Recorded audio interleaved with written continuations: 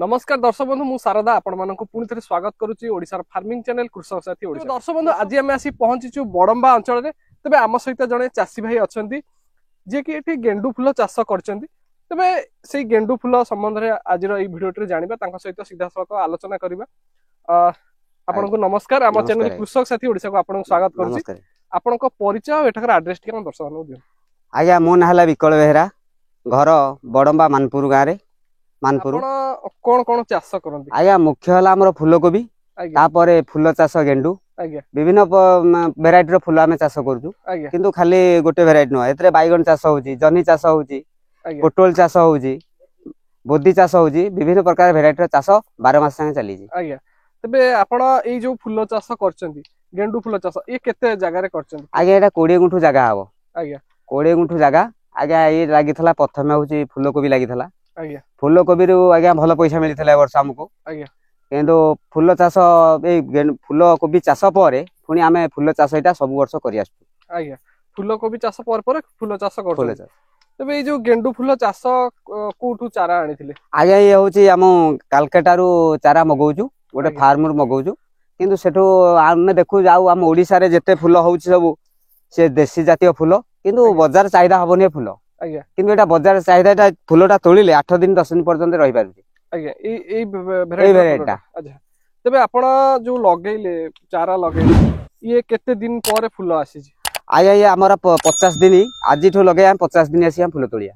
50 दिन रे फूल आसीला? 50 दिन आसीयो। अच्छा तबे ए जो गछरु गछ डिस्टेंस केते कोन रछि? आज्ञा डिस्टेंस होउची 2.5 फुट आंध आंध 2.5 फुट जुआर देखिए 2.5 फुट 2.5 फुट रे लागिले गछडा से बढ़िबो डाळ मेलेइबो ता भीतर आमे तोळा तोळी करि पारिया सार फाडी औषध पकई पारिया एंती औषध तो बेसी नाही किंतु जाहले 2 थर औषध पडियो थरे हार्मोन पडियो थरे कीटनाशकटा पडियो एते क्या दरकार नाही।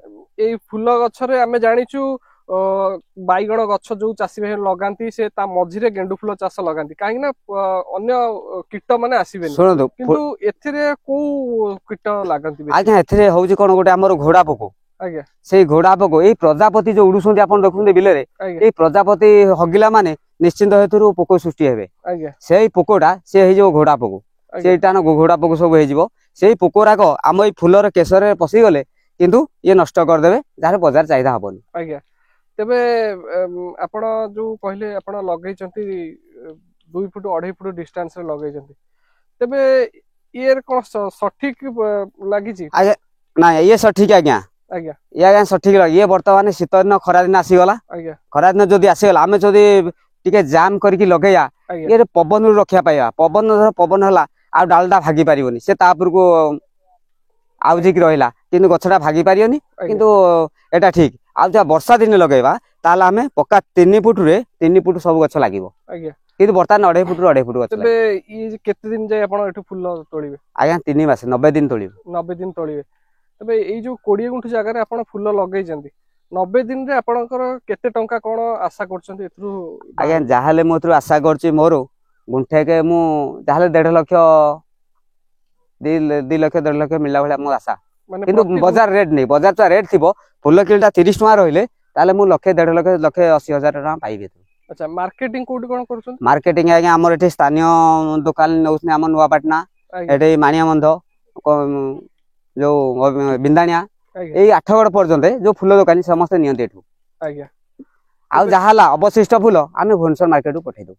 तबे हमर जो चासी भाई माने अछंती पुरातन जगह जेमति हमर चाष बास करछंती धान पर मुग एवं तापर आ कोनोसी चाष बास करना तबे आपण कोन कहया पई चाहिबे से माने जदी नुवा करी गेंडु फूल चाष करिवे गेंडु फूल चाषर प्रस्तुति जमी प्रस्तुति फूल? आज्ञा सुनो ये जमी आग प्रथम देउड़ करी चाष कर दउ तापर सडा गोबर खत पडिवो सडा गोबर खत पडिवो जमी चाष होई गला जमी चाष पर 2-4 दिन माटा गमे की रखिला पर 4-5 गोटे सप्ताह गमे की रखिला पर तापर हम फूल ताऊ लगाइबो। आज्ञा फूल लगेला पर तापर 10-15 दिन पर से चेर मार जाइथबो हम ताऊ कुडा खुसा कर दउ। आज्ञा कोटे सार टिके देकी कुडा खुसा कर दउ बेसी सार तो एथरे नाही ना किंतु अल्पिके सार देकी ताऊ गुंठे के 2 किलो हिसाब रे देकी ताको हमें आंध टेकी दउ आंध टेकी छाड़ देले पानी देलु आ गोटे थर औषध पकेउ हेती के आउ किछ आज्ञा दरकार नाही। माने ई जो औषध पकांती गोटे थर पकांती? गोटे थर। अच्छा तेबे एथिरे लाभ केमिति कोन आसुची आपण आया लाभ सुनो गुंठेके जाहाले फुल चाष रु मूल्य ठो धर सब है कि गुंठे 1000 टका खर्च हो। अच्छा 20 गुंठे हम 20000 टका खर्च।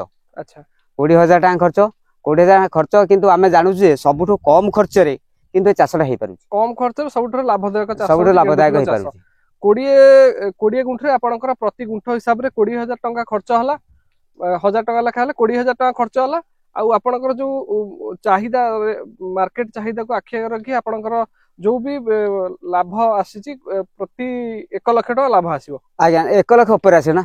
अच्छा 1 लाख ऊपर आसे जाहाले लक्षे 60 लक्षे 70 आसे लाभटा माने ई 20 गुंठे लक्षे 70 माने 90 दिन रे 90 दिन रे। आज्ञा तेबे दर्शक बंधु आपण माने देखुथिले ई जो गेंडू फुल चाष करी चासी भाई जनक 90 दिन रे लक्षे रु लक्षे 60,000 टका निजर आय करि पारछंती। तेबे कम दिन रे कम समय रे बा कम खर्च रे गुटे लाभदायक चाष होची गेंडू फुल चाष। आपण माने जदि निकट रे मार्केट रे आपणकर चाहिदा रहिची ताहाले आपण निश्चित भाबे गेंडू फुल चाष करंतु काई ना बाहर राज्य रु हमर कोलकाता रे हो किबा आंध्र रे हो हमर गेंडू फुल आसी थाए।